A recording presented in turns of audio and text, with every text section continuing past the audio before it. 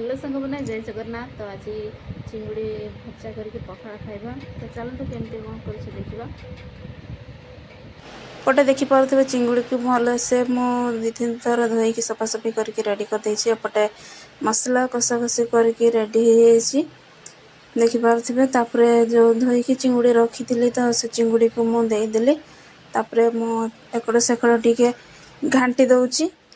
तापर किछि समय हैला पर देखंतु मोर चिंगुड़ी भजा हेकी रेडी हो गला।